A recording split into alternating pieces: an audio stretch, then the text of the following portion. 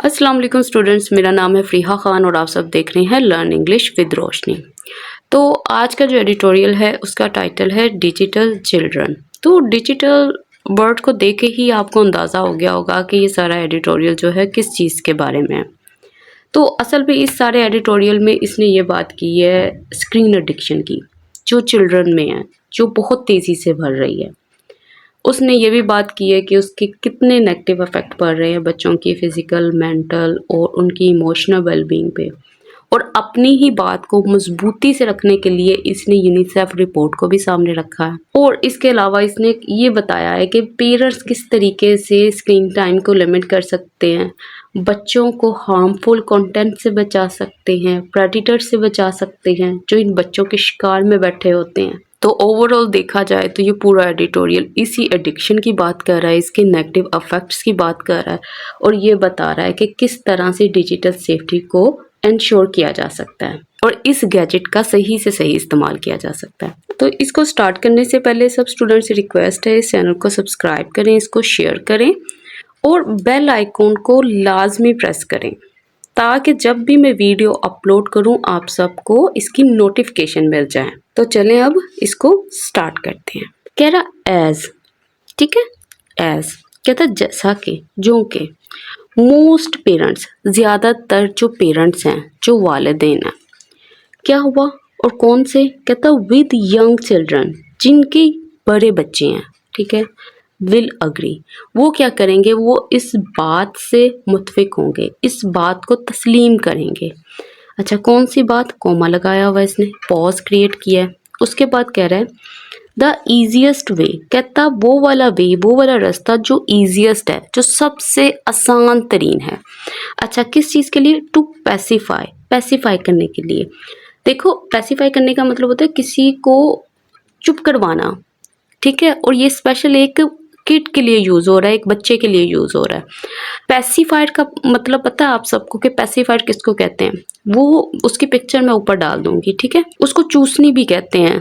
अगर आप लोग पंजाब में रहते हो तो आपको पता है कि क्या चीज़ बात कर रही हूँ। तो उसमें ये होता है कि बच्चा जब क्राई करता है तो उसको पैसिफायर दे दिया जाता है। किस लिए दिया जाता है, ताकि उसको पैसिफाई किया जा सके, उसको चुप करवाया जा सके, ठीक हो गया। अच्छा, पैसिफाई किसको करवाना है, उसने कहा अ बॉलिंग चाइल्ड, एक ऐसे बच्चे को जो कि रोता हुआ है, ठीक है। इसको मैं थोड़ा सा आगे एक्सप्लेन करूंगी। अच्छा, इज कहता वो कि है, क्या चीज़ है, ये इस वे के लिए इज आया, यहाँ पे ये लिंकिंग वर्ब है। टू हैंड देम, कि उनको हैंड कर दिया जाए, उनको हवाले कर दिया जाए, किस चीज़ को, अ स्मार्टफोन, एक स्मार्टफोन को, टैबलेट को और अदर डिजिटल डिवाइस, और किसी भी दूसरे डिजिटल डिवाइस को। अच्छा, अब यहाँ से यहाँ तक हमारा सेंटेंस बना हुआ है।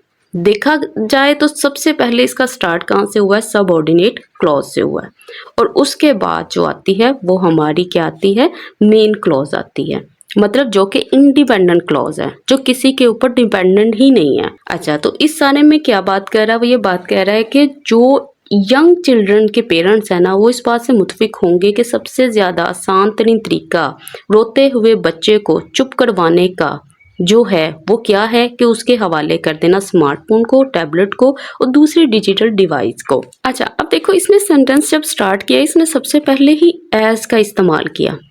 क्या आपको पता है इसने एज का इस्तेमाल यहाँ पे क्यों किया? ये जो एज है ना, ये सिंस और बिकॉज की मीनिंग दे रहा है, ठीक है। तो इसलिए इसने इसको यहाँ पे स्टार्ट में लगा दिया ताकि वो अपने आइडिया को स्मूथली कनेक्ट कर सके अपनी बाकी बात से। तो एज से बनने वाली क्लॉज क्या होगी, सबऑर्डिनेट क्लॉज होगी।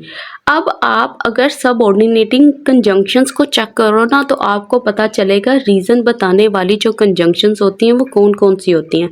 वो बिकॉज होती है, वो सिंस होती है, सो दैट होती है, एज होती है और इन ऑर्डर टू होती है। तो उससे जो भी क्लॉज बनेगी वो क्या होगी, वो सब ऑर्डिनेटिंग क्लॉज होगी, मतलब डिपेंडेंट क्लॉज होगी। अच्छा, बॉलिंग, बॉलिंग का मतलब क्या है, इसका मतलब होता है क्राइंग, रोता हुआ, ठीक है। उसके बाद इसने लिखा है चाइल्ड। अब ये बॉलिंग जो है यहाँ पे ये प्रेजेंट पार्टिसिपल है लेकिन एडजेक्टिव का काम कर रहा है। ये बता रहा है कि कौन सा चाइल्ड, वो वाला चाइल्ड जो कि रोता हुआ है, ठीक है, और इसके अलावा जो है कुछ देखने वाला नहीं है। अच्छा, अब ये जो नेक्स्ट सेंटेंस है ना, इसको पढ़ के ना आपको थोड़ी सी कंफ्यूजन होगी। क्या होगी मैं अभी एक्सप्लेन करती हूँ, ठीक है। कह रहा है बट दो, लेकिन अच्छा ये जो चीज़ें हैं ना ये बाद में डिस्कस करते हैं, बस ये आप समझ लो कि उसने कंट्रास्ट बताया। कहता दिस माइट एंश्योर टेम्पोरेरी काम, कहता हो सकता है इस ये जो चीज़ है ना कि उसको मोबाइल फ़ोन दे देना, टैब दे देना या कोई भी दूसरी डिजिटल डिवाइस दे देना, कहता ये पक्का करता है काम को। मतलब थोड़ी देर के लिए जो बच्चा है वो सुकून में आ गया, वो चुप हो गया। लॉन्ग टर्म इफेक्ट, कहता वो वाले इफेक्ट जो कि लॉन्ग टर्म है, काफ़ी लंबे अरसे तक रहेंगे जो। अच्छा, किसके? ऑफ दिस प्रैक्टिस, इस प्रैक्टिस के। कौन सी प्रैक्टिस ऊपर एक्सप्लेन किया। अच्छा, अब यहाँ पे लगी एम डैश, ठीक है। अब ये प्रैक्टिस कौन सी है, इसको थोड़ा सा नैरो डाउन करेगा। कहता पर्टिकुलरली, खास तौर पर द अनसुपरवाइज्ड यूज, ऐसा इस्तेमाल जो कि अनसुपरवाइज्ड है, मतलब उनके ऊपर नज़र नहीं रखी गई कि वो क्या देख रहे हैं। अच्छा, किस चीज़ का? ऑफ डिजिटल डिवाइसेस का। फिर एम डैश क्लोज, कहता कैन हैव, कहता वो रख सकती है नेगेटिव कॉन्सिक्वेंसेस को, ऐसे असरात को जो कि नेगेटिव हैं, जो कि मनफी हैं। तो इसको अब जोड़ते हैं। वो कहता बेशक ये जो चीज़ है ये टेम्पोरेरी काम तो कर देगी आपके बच्चे को, आपके बच्चे को चुप तो करवा देगी, लेकिन कहता कि ये जो प्रैक्टिस है, ये जो काम है, इसके बहुत लंबे इफ़ेक्ट्स होंगे। कहता खास तौर पर वो वाला इस्तेमाल डिजिटल डिवाइसेस का जो कि अनसुपरवाइज्ड है, जिसकी निगरानी नहीं की गई। कहता ये वाली जो चीज़ है ना, ये वाली जो प्रैक्टिस है, ये रखेगी बहुत ही नेगेटिव कॉन्सिक्वेंसेस को। कॉन्सिक्वेंसेस किसको कहते हैं? आउटकम्स को कहते हैं, रिजल्ट्स को कहते हैं, नताइज को कहते हैं, उसके असरात को कहते हैं। अच्छा, अब देखो इसने यहाँ पे बट का इस्तेमाल भी किया, इस कंजंक्शन का इस्तेमाल भी किया और उसने दो का भी इस्तेमाल किया, ठीक है। दो का इस्तेमाल इसने यहाँ पे क्यों किया? ये सिर्फ ये बताना चाह रहा है कि जी इस हकीकत के बावजूद, मतलब जब आपने एक चीज़ पॉजिटिव बतानी है, एक चीज़ नेगेटिव बतानी है, तो आप दो भी यूज़ करते हो, ठीक है, जिसका मतलब होता है डिस्पाइट द फैक्ट दैट, इस हकीकत के बावजूद। और इसने यहाँ पे बट का भी इस्तेमाल किया, जो कि बहुत ज़्यादा स्ट्रॉन्ग कंट्रास्ट को शो करता है, मतलब ऑपोजिट बात को शो करता है। अब इसने दोनों का इस्तेमाल क्यों किया? देखो, दोनों का इस्तेमाल जो है अगर आप देखा जाए तो ये ठीक नहीं है, आपने इस तरह कभी भी नहीं लगा के आना। अब ये होता है कि कुछ राइटर्स जो होते हैं ना, वो क्या करते हैं, वो इस चीज़ को इस्तेमाल कर लेते हैं, उनके लिए थोड़ी माफ़ी है, क्योंकि वो जो अपनी बात, उनका जो रखने का तरीका होता है ना, वो थोड़ा एडवांस होता है। अगर आप एग्ज़ाम पॉइंट ऑफ व्यू से देखें या आप जैसे अभी लर्नर्स हैं, तो आप इस तरह का इस्तेमाल, इस तरह की पेडिंग करके ना आइएगा वहाँ पे। अब मैं आपको बताती हूँ कि इसने बट और दो का इस्तेमाल क्यों किया। देखो, इसने असल में थोड़ा सा जो है ना सॉफ्ट कंट्रास्ट डालने के लिए इसने दो का इस्तेमाल किया। उसने कहा जहाँ ये चीज़ जो है पॉजिटिव है कि ये बच्चे को चुप करवा देती है, और उसके बाद उसने कहा कि इसके क्या होंगे, नेगेटिव कॉन्सिक्वेंसेस होंगे।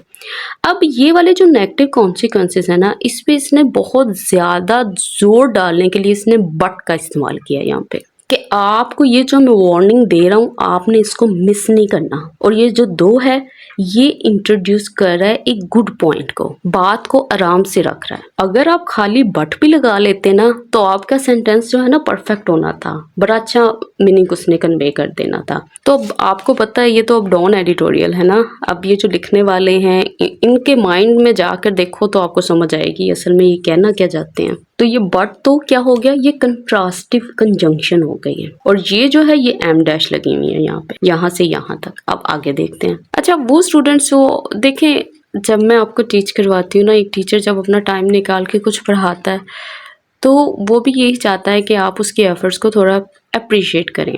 बट प्लीज़ इस तरह के कमेंट्स करना कि जिससे पढ़ाने वाले की भी दिल आज़ारी हो या उसका भी दिल दुखे, तो इन चीज़ों से गुरेज किया करें। मेरी कोशिश होती है जब मैं आपको कोई सेंटेंस समझाऊं तो उसको अच्छे तरीके से एक्सप्लेन करूं ताकि उसमें कोई चीज़ रह ना जाए, तो प्लीज़ इन चीज़ों का भी ख्याल रखा करें। अच्छा, अब वो कह रहा है अकॉर्डिंग टू, किसके मुताबिक? अ रीसेंट सर्वे, कहता है एक हालिया सर्वे हुआ था। किसके ज़रिए हुआ था? वो बाय के ज़रिए बता रहा है, साइबर सिक्योरिटी फर्म कैस्पर्सकी, इसने किया था ये वाला सर्वे। अच्छा, क्या था वो? कहता 89% ऑफ पेरेंट्स, कहता जो 89% थी ना पेरेंट्स की यूज़, उसने इस्तेमाल किया किसको? डिजिटल गैजेट्स को। अच्छा, किस लिए? टू कीप, रखने के लिए। किसको? चिल्ड्रन को। क्या? ऑक्यूपाइड। कि इन्होंने क्या किया, जब इन्होंने ये सर्वे किया ना तो तब इनको ये चीज़ पता चली कि जो इतने पेरेंट्स हैं, जो 89% पेरेंट्स हैं, वो क्या करते हैं? वो यही वाली प्रैक्टिस करते हैं कि बच्चा जब भी रोया तो उसने क्या किया? फ़ोन दे दिया, टैब दे दिया या कोई भी डिजिटल गैजेट को दे दिया। तो ऑक्यूपाइड का मतलब क्या होता है? इसका मतलब किसी को इंगेज करना, किसी को बिजी करना, प्रीऑक्यूपाइड करना, उसको मसरूफ कर देना। अब ये जो सारी की सारी चीज़ें ना अकॉर्डिंग टू, और यहाँ से यहाँ तक ये प्रपोजिशनल फ्रेज है। प्रपोजिशनल फ्रेज क्यों है? क्योंकि ये अकॉर्डिंग जो है ये प्रपोजिशन ही तो है ना, और प्रपोजिशन के बाद जो है दूसरी प्रपोजिशन लगी हुई है, और ये क्या कर रही है? ये एडिशनल इंफॉर्मेशन प्रोवाइड कर रही हैं। अब यहाँ से यहाँ तक जो है ये क्लॉज बनी हुई है जो बता रहा है कि जो पेरेंट्स हैं उसमें से जो 18% है वो ये सारा काम करते हैं। अब आगे क्या कह रहा है? कह रहा है इंटरेस्टिंगली, हैरत अंगेज तौर पर, कहता 78% ऑफ द चिल्ड्रन, कहता जो बच्चों में 78% है, सर्वेट, कहता जब उन बच्चों को सर्वे किया गया, सेड, उन्होंने कहा, they couldn't live without their devices, कि वो नहीं रह सकते अपनी डिवाइसेस के बगैर। अब आप ये खुद देख लो, 89% और 78%। अब वो कह रहा है what is of particular concern is that, कि सबसे ज़्यादा सीरियस प्रॉब्लम या सबसे ज़्यादा जो इम्पोर्टेंट प्रॉब्लम है वो क्या है? दैट, ये कि अराउंड 22%, इतने तकरीबन 22% जो है ना of respondents in the middle east, फिर कोमा, फिर कहता टर्की यहाँ पे, एंड द अफ्रीका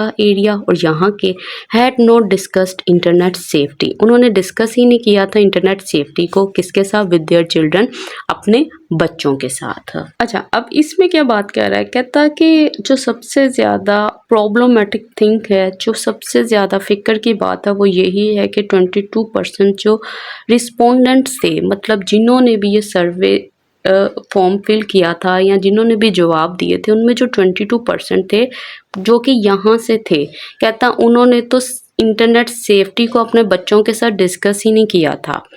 अब आप ये चीज़ देखो, ये जो बना हुआ है ना व्हाट इज़ ऑफ कंसर्न, ये असल में क्या कह रहा है? ये एक तरीका है इस चीज़ को कहने के लिए कि the main thing to worry about is, आप यहाँ ये भी कह सकते हो the most serious problem is.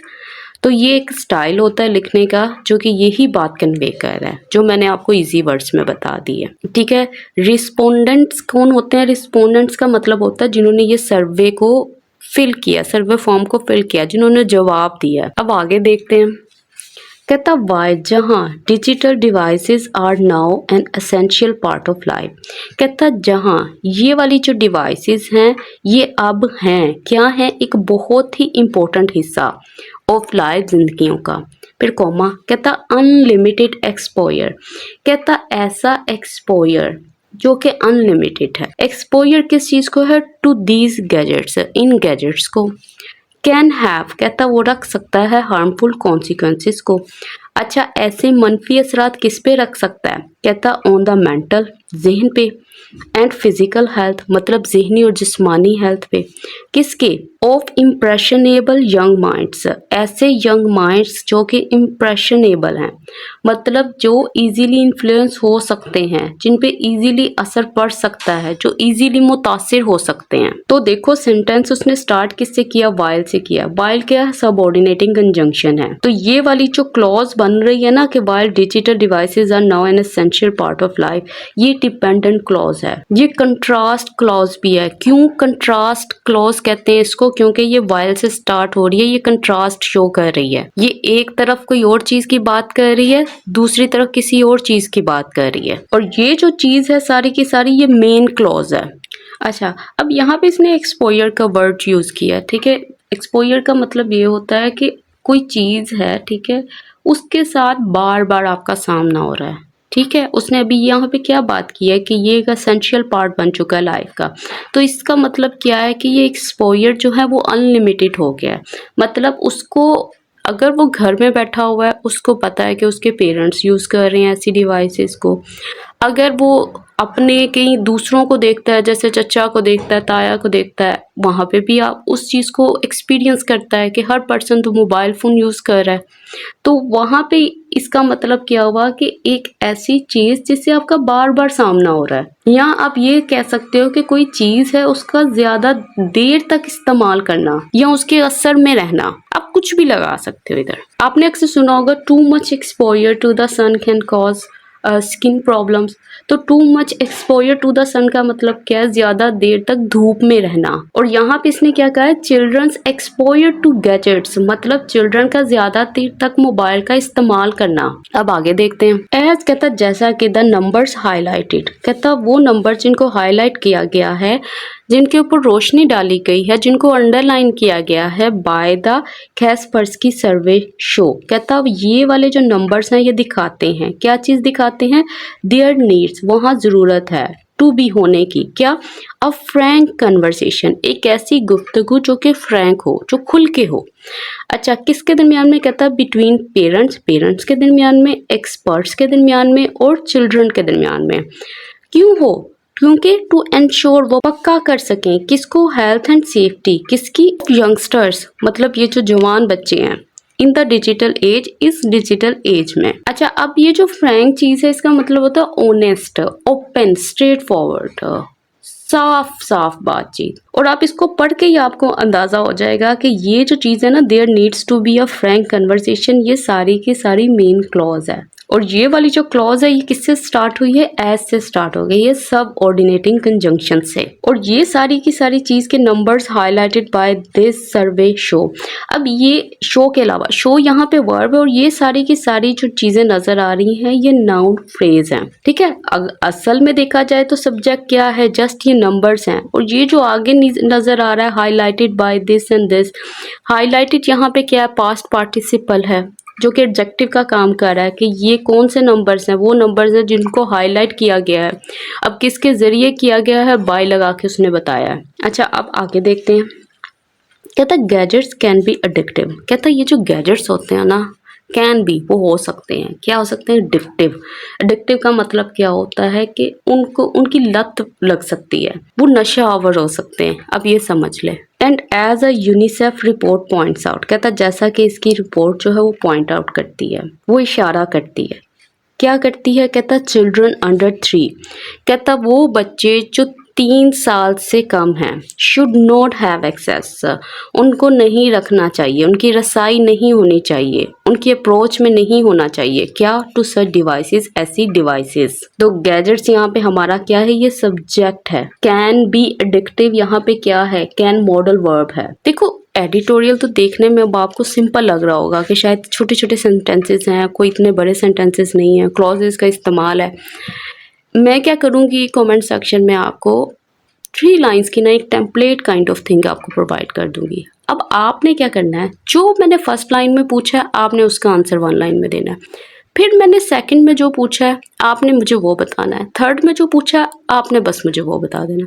इससे क्या होगा, आपको खुद पता चलेगा कि अगर ये वाला एडिटोरियल, ये जिसको आप सिंपल एडिटोरियल कह रहे हो, ये पढ़ने के बाद आपको कितनी समझ आई है या आपकी राइटिंग जो है वो किस लेवल पे है। अब आगे देखते हैं। कह रहा more over parents need, parents को जरूरत है टू सेट, कि वो सेट कर दें लिमिट्स को, किसके ऊपर, स्क्रीन टाइम के ऊपर। एंड डिस्करेज करें, डिस्करेज का मतलब होता है रोकें, डिसवेट करें, मना करें, किसको, देयर ऑफस्प्रिंग को, मतलब अपने बच्चों को, किस चीज़ से, फ्रॉम स्पेंडिंग, स्पेंड करने से, क्या स्पेंड करने से, टू मच टाइम ऑनलाइन, बहुत ज़्यादा ऑनलाइन वक्त। कहता वाइल जहाँ children cyber activities also need to be monitor, कहता जहाँ बच्चों की साइबर एक्टिविटीज़ मतलब ऑनलाइन एक्टिविटीज़ जो हैं उनको भी ज़रूरत है कि उनको मोनीटर किया जाए। क्यों किया जाए, टू प्रिवेंट, ताकि उन्हें रोका जा सके, किस चीज से, फ्रॉम एक्सेसिंग, एक्सेस करने से, किस चीज को, इन अप्रोप्रिएट, एक ऐसी चीज को जो अनसूटेबल है, जो नामुनासिब है, जो गलत है, डेंजरस है, खतरनाक है और वायलेंट कंटेंट और एक ऐसा कंटेंट है। तो अब देखो कितनी अच्छी इसने बात की है। इसने कहा है कि पेरेंट्स को, अब यहाँ पे इन लाइंस में उसने क्या बात की, उसने पेरेंट्स के लिए बताया है। उसने बताया है कि पेरेंट्स को अब क्या करना चाहिए। अब मेरा नहीं ख्याल मैं इसको दोबारा रिपीट करूँ, खैर मैं ये बता देती हूँ कि ऑफस्प्रिंग का मतलब क्या होता है। ऑफस्प्रिंग का मतलब होता है चिल्ड्रन, यंगस्टर्स, औलाद को कहते हैं। और डिस्करेज करने का मतलब क्या होता है, किसी को डिसुएड करना, किसी को रोकना, प्रिवेंट करना। और वायलेंट कंटेंट क्या होता है, वो वाला कंटेंट जैसे वो बच्चे जो ऐसी चीजें देखते हैं जिसमें तशद्दुद होता है या कोई गलत चीजें होती हैं, वायलेंट कंटेंट आप ये समझ। कह रहे देयर आर मैनी प्रेडिटर्स, कहता बहुत सारे प्रेडिटर्स हैं। कौन? एक्सप्लॉइटर्स, अब्यूजर समझ लें, शिकार करने वाले। कहता लॉकिंग ऑनलाइन, वो क्या कर रहे होते हैं, वो छुपे होते हैं, वो मतलब ये समझ लो इंतजार में बैठे होते हैं। एंड पेरेंट्स, कहता जो वालिदैन हैं, नीड, उनको ज़रूरत है, टू रिमेन, वो रहें क्या, विजिलेंट, मतलब वो पहले से वॉचफुल रहें, अलर्ट रहें, चौकन्ना रहें, होशियार रहें अबाउट दीज थ्रेट्स, ऐसे खतरात को लेकर। तो देखो उसने कितनी अच्छी बात की। उसने कहा ये जो प्रेडिटर्स होते हैं ये तो शिकार में बैठे होते हैं, ये तो चाहते हैं कि कोई इनको पता चले कि कोई बच्चा है तो उसको किस तरह से उसको एक्सप्लॉइट करना है या उसको ब्लैकमेल करना है या उसका नाजायज़ फ़ायदा उठाना है। तो यही बात कर रहा है ना कि पेरेंट्स को भी विजिलेंट रहना चाहिए, अलर्ट रहना चाहिए, जब उसको ये पता है कि ऐसे लोग जो हैं, ऐसे एक्सप्लॉइटर जो हैं ऑनलाइन मौजूद होते हैं। तो प्रेडिटर्स क्या होते हैं ये मैंने बता दिया, ये जो एक्सप्लॉइटर्स होते हैं, अब्यूजर्स होते हैं।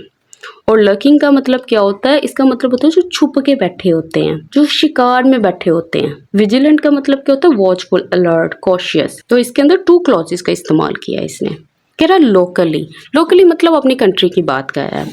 कहता था पीटीए शुड कैरी आउट, कोई पीटीए जो है उसको एग्जीक्यूट करना चाहिए, इम्प्लीमेंट करना चाहिए, अमल में लाना चाहिए। किसको? कैंपेन्स को। अच्छा कौन सी कैंपेन्स? कहता अबाउट डिजिटल सेफ्टी, कहता जो कि डिजिटल सेफ्टी के बारे में है। गियर टूवर्ड्स, कहता जिसको गियर किया गया है, जिसका मकसद है, जिसको डिज़ाइन किया गया है, किस चीज़ के लिए।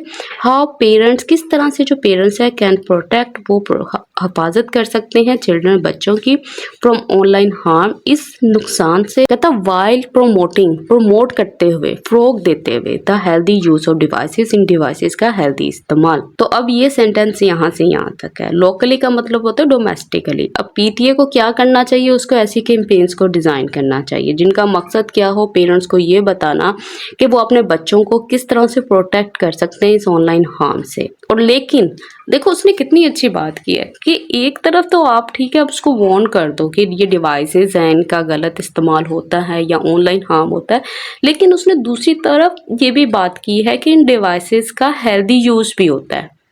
आप ये करके अपने बच्चे से फ़ोन लेकर उसको छुपा के रख दो, ऊपर से ये जो टाइम है ये डिजिटल टाइम है। आपको क्या है, आपको दोनों चीज़ों को लेकर चलना है। हर चीज़ का गलत इस्तेमाल भी है और उसका सही इस्तेमाल भी है।